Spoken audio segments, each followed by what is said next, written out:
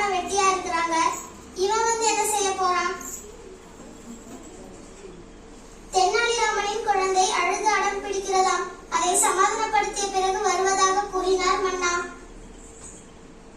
என்ன தைரியம் இருந்தால் தென்னாலிராமன் இப்படி சொல்லி அனுப்புவான்? தன்னை அறிவாளி என்று சொல்லிக் கொள்ளும் தென்னாலிராமனுக்கு அழுகின்ற குழந்தையை சமாதானப்படுத்த முடியலையா? இதை என்னால் நம்ப முடியாது. இப்பொழுதே தென்னாலிராமன் இங்கு வர வேண்டும். வரவில்லை என்று சொன்னால் கட்டி இழுத்து வாருங்கள். அப்படியே ஆகட்டும் மன்னா.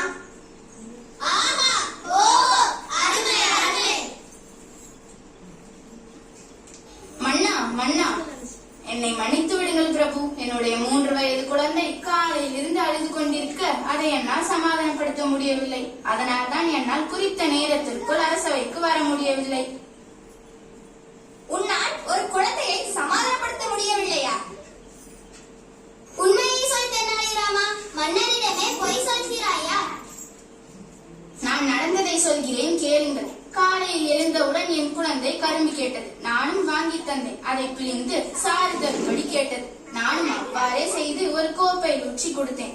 உடனே கோப்பையில் இருந்த கரும்பு சாற்றை தரையில் கொட்டிவிட்டு தரையில் ஓடும் சாற்றை மீண்டும் கோப்பையில் எடுத்து தர சொல்லி பிடிவாதம் செய்தது.